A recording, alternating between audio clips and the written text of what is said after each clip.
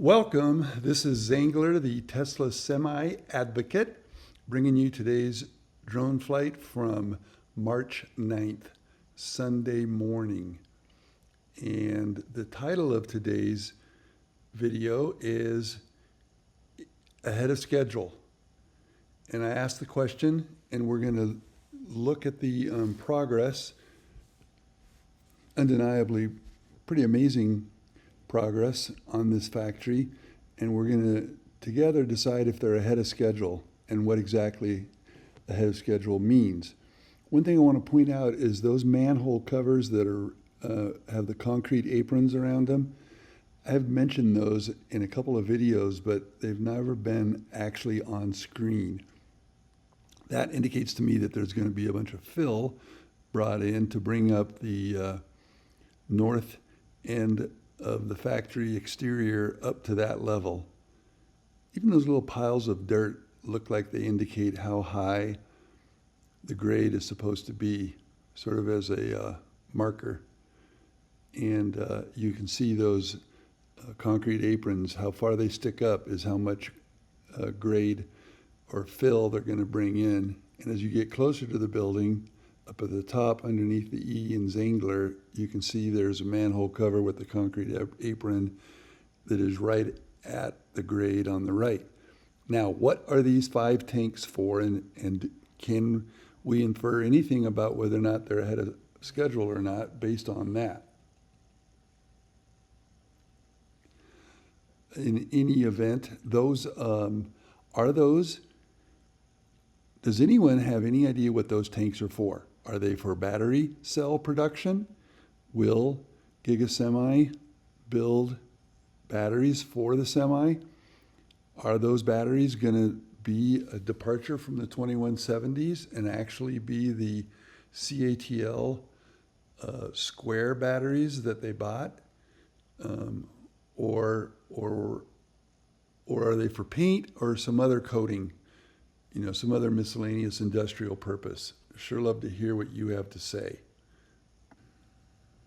So, in terms of what would constitute being ahead of schedule, Tesla has indicated that they expect to begin the ramp of production in the middle of 2026, and then get up to a close to full production rate by the end of 2026, which is 50,000 semis a year, 120, 125 or so a day, excluding a few days for downtime. And so anything before that would be ahead of schedule. Certainly, if they started limited production in 2025, I think everyone could agree that is ahead of schedule. So here are some signs. Here are some signs to me that they are ahead of schedule. If you noticed, we are now at the southwest corner, where section G abuts section F, the completed section right there with the interior blue wall that's currently an exterior wall. But look at all these footings. Especially those first 2 or 3 rows of footings appear to be done. And I might even see some steel columns being positioned.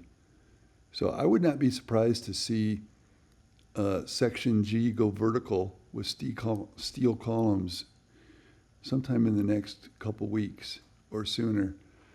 The complicated stamping pit work is proceeding, but if you notice, they're filling in, they're backfilling and compacting all around it. Still got a lot of work on the interior, but I could see that it would be appropriate to start assembling the building around it.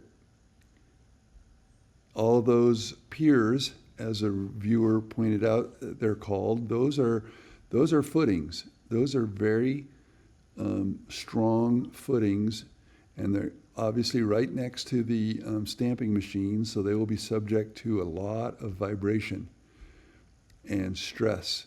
So this is an extremely overbuilt, structurally sound building, section G. It's my new favorite section for sure.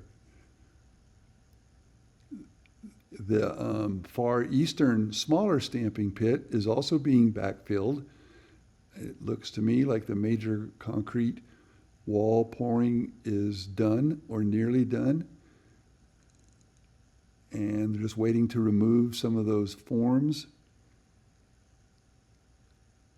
And then, like, again, look at all these footings that look ready for steel columns. And we're going to get to the point on the larger stamping pit where just above the view of the camera is where they've backfilled. Now we're seeing the areas that they've backfilled.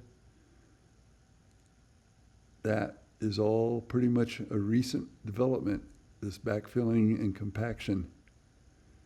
You can see that giant hole in the stamping pit structure here. Very complicated, very interesting stamping pit footing or structure for the stamping machines. Down below, I noticed a hand truck, a yellow hand truck for moving those steel parts around. And just a lot of work continues to be done each and every day. Again, this is Sunday, so very few workers on site, but not no workers. And by the way, we just flew over what may be some of the steel for the beginning of the construction and going vertical on the columns, beams, on the new building. These propane tanks have been moved around in a counterclockwise manner, and they continue to be moved. And once they move them, and then they put the rocks around them, the boulders to protect them, and those are likely being used to not just heat the building for workers' sake, but to cure concrete pores. Working hard to see if there's any way to get a tour of the inside so that we can see, so that all the viewers, investors, and interested parties can see what's going on. All those drainage downspouts are done. You see these fences that they're putting up for parking.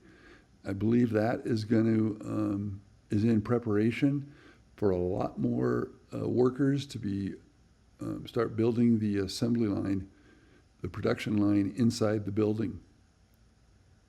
Coming around the southeast corner, where we have a good number of loading bays,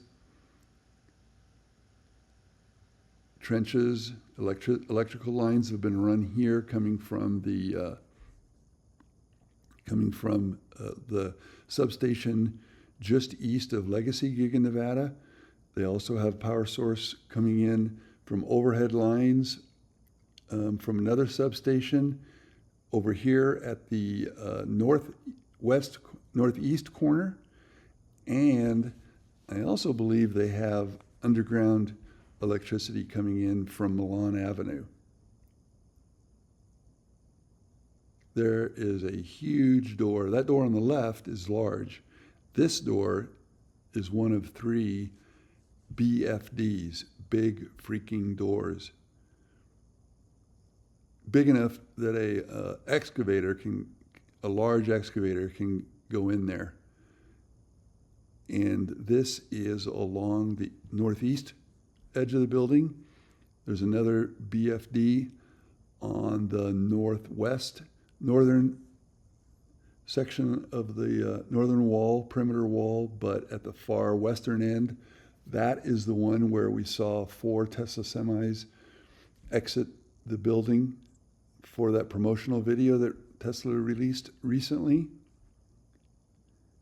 And coming back around the north end, you can see all the drainage is in place. Many of the doors are in place, but not all. The leveling devices are in place, and this is a few pictures of the early morning light at Giga Semi with Legacy Giga Nevada in the background. I do hope you enjoy these videos, and I'll keep them coming, and hopefully we'll be able to see some major watershed events soon. Thank you.